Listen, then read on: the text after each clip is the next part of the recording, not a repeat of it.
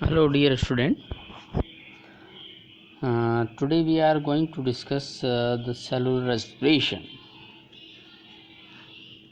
Cellular respiration से पहले हमने जो आई होप आपने वीडियो देखेंगे क्लासेस के, और उसमें हमने बहुत डिटेल में फोटोसिंथेसिस के बारे में डिस्कस किया था, क्योंकि सेलुलर रेस्पिरेशन एंड फोटोसिंथेसिस दोनों एक दूसरे से जुड़ी हुई रिएक्शन हैं। बहुत सारी चीज़ें अगर फोटोसिंथेसिस समझ में आएगा तो रेस्पिरेशन समझने में आसानी रहेगी। During the photosynthesis what happen, during the photosynthesis हमने देखा था कि कार्बन कार्बन के बीच में बॉन्डिंग का फॉर्मेशन होना, एक 3 कार्बन मॉलिक्यूल से हेक्सो सुगर का निर्माण होना, ये मतलब एक फोटोसिंथेसिस का अल्टीमेट रिजल्ट रहता है। तो एक कार्बन के बीच में बॉन्डिंग का होना। सेलुलर रेस्पिरेशन में इसका जस्ट रिवर्स होता है। सेलुलर रेस्पिरेशन में क्या होता है, जो कार्बन कार्बन के बीच में जो बॉन्डिंग हुई है उसको तोड़ा जाता है, और उस तोड़ने से फोटोसिंथेसिस के दौरान जब वो उसको कार्बन कार्बन बॉन्ड फॉर्मेशन होता है तब उसमें एनर्जी स्टोर होती है, और उस एनर्जी को थ्रू इन रेस्पिरेशन प्रोसेस में तोड़ा जाता है और उस एनर्जी को रिट्राइव किया जाता है, वापस लिया जाता है। तो ये क्या है, it is retrieving the energy in the photo assimilates. Photo assimilates क्या है, जो फोटोसिंथेसिस के दौरान जो बनने वाले जो प्रोडक्ट्स हैं उनको हम फोटो एसिमुलेट्स के नाम से जानते हैं।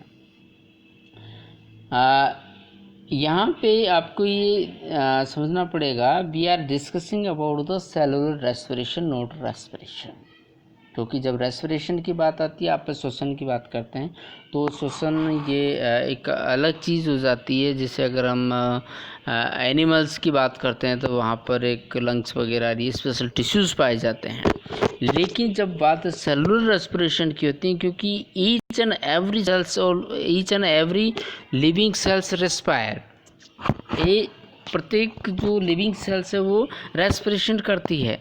तो वहाँ उस लेवल पे अगर हम देखते हैं तो all the cells, whether it belong to prokaryotes, eukaryotes, whether it is belong to fungi, it is belong to animals, plants,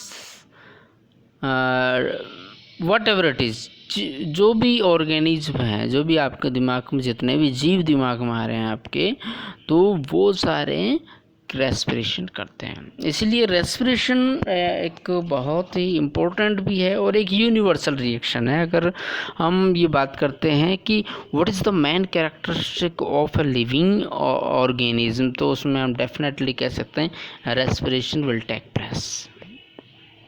ठीक है, तो इसमें सेलुलर रेस्पिरेशन में होता क्या है कि जो कार्बन के बीच में जो बॉन्डिंग है उसको तोड़ा जाता है और उससे एनर्जी हमें मिलती है। ये प्लांट्स में फोटोसिमुलेट्स काम आते हैं, और एनिमल्स की अगर हम बात करें तो उसमें जो सेलुलर रेस्पिरेशन है वो प्लांट के जैसा होता है। वहाँ भी मैक्रोमोलिक्यूल्स हैं, उनको तोड़ करके एनर्जी हम एनर्जी कोशिका पाती है। और इस रेस्पिरेशन प्रोसेस में यूकैरियोटिक जो कोशिका हैं उसमें एक सेल ऑर्गेनेल्स बहुत ही इंपॉर्टेंट रोल अदा करता है, जिसे power house of the cells बोलते हैं। This is diagram you can see here. तो इसको बोलते हैं हम माइटोकॉन्ड्रिया। इसकी जो स्ट्रक्चर है, इसमें पाए जाने वाले जो कंटेंट्स हैं, मतलब एंजाइम्स जो पाए जाते हैं, उनके बारे में डिस्कस हम लेटर करेंगे। तो एक जो प्रोसेस है उसमें जो सेलुलर रेस्पिरेशन है उसमें 3 मेजर स्टेप्स पाए जाते हैं। उसमें ग्लाइकोलाइसिस, एक आपके क्रैब साइकिल, और तीसरा इलेक्ट्रॉन ट्रांसपोर्ट चेन। और अल्टीमेटली इसका काम क्या है, कार्बन डाइऑक्साइड इस प्रोसेस में रिलीज होती है, साथ के साथ में एटीपी का फॉर्मेशन होता है और ऑक्सीजन इसमें कंज्यूम होती है सेलुलर रेस्पिरेशन में, एरोबिक सेलुलर रेस्पिरेशन में। ठीक है, तो व्हाट इज द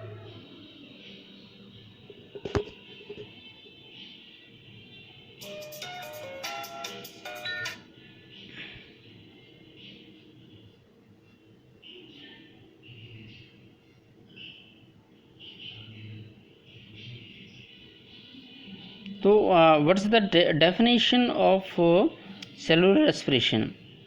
तो उसमें हम ये कह सकते हैं cellular respiration is a series of pathway in which carbohydrate and other molecules which may be lipid or protein are oxidized for the purpose of retrieving the energy stored in photosynthesis in form of ATP. तो cellular respiration क्या, ये एक plants के संदर्भ में और या दूसरे ऑर्गेनिज्म के संदर्भ में भी एक सेलुलर रेस्पिरेशन की अगर हम बात करते हैं तो फोटो एसिमुलेट्स हैं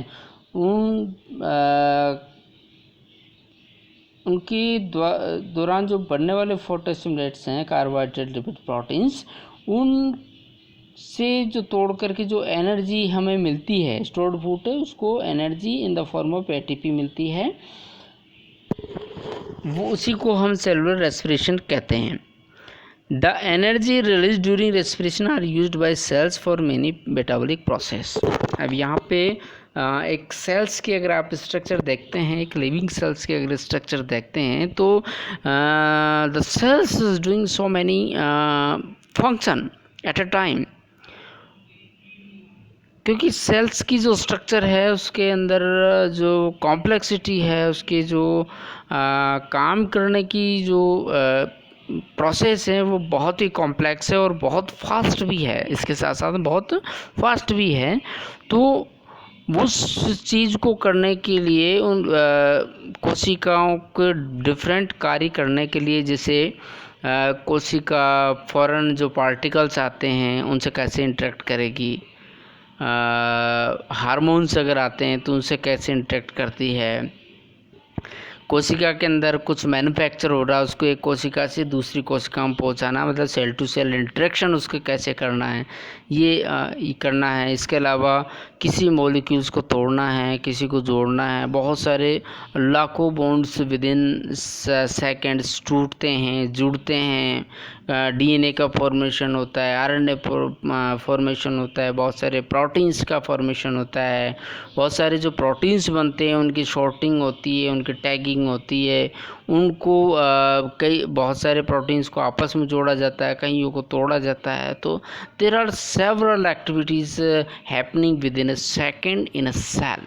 सो अगर सेल्स की एक सेकंड के अंदर हम डिफरेंट तरह की एक्टिविटीज़ हम देखें तो हमें बहुत ही आश्चर्य होगा कि एक कोशिका इतने काम करती है विद इन, मतलब और ये कंटिन्यूसली चलता रहता है, इट्स नॉट स्टॉपिंग, बिकॉज जब भी काम करना बंद देती कोशिका then this cell will die, और जब सेल डाई होता है तो ऑर्गन डाई हो जाता है, और जब एक ऑर्गन डाई होता है तो एक पूरा ऑर्गेनिज्म को डाई हो जाता है।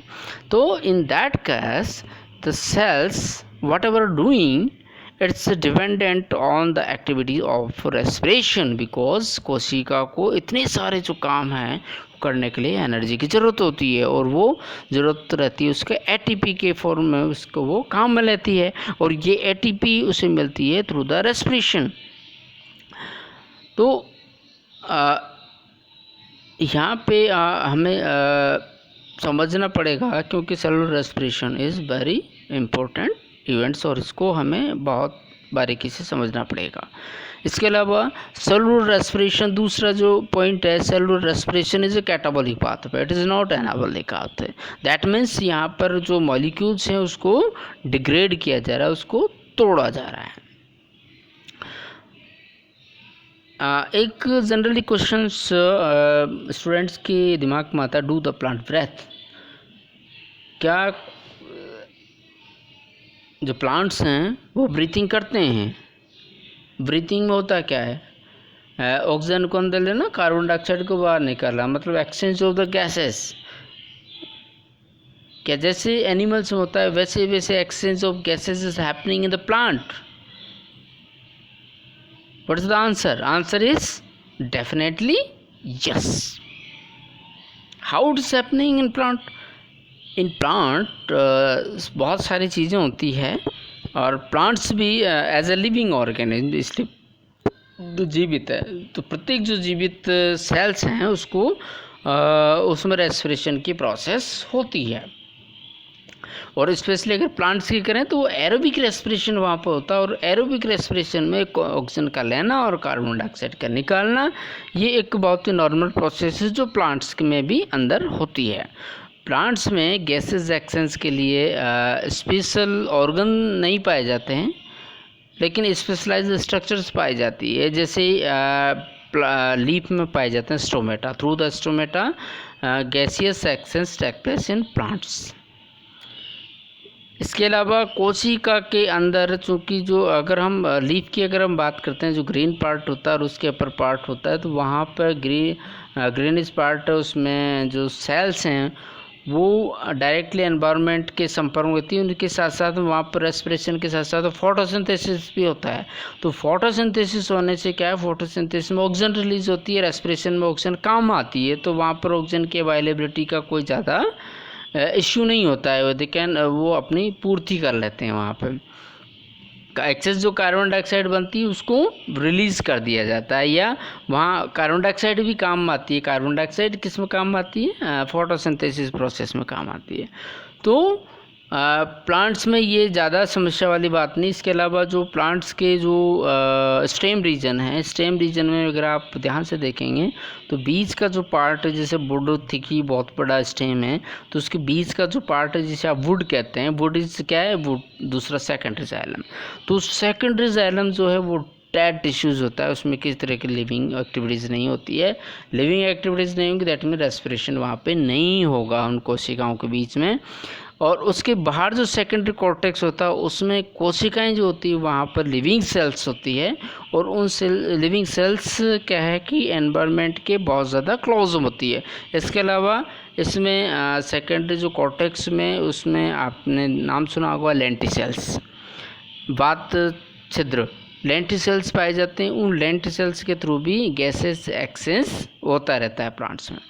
तो प्लांट्स हम ये कह सकते हैं कि प्लांट के अंदर, इसके अलावा प्लांट्स में जो बहुत ही लूजली अरेंज पेरेंट काइमेटल सेल्स पाए जाते हैं, तो वो सेल्स क्या करती है, आसानी से गैस को एक जगह से दूसरी जगह ट्रांसपोर्टेड कर देती है थ्रू द इन लिक्विड।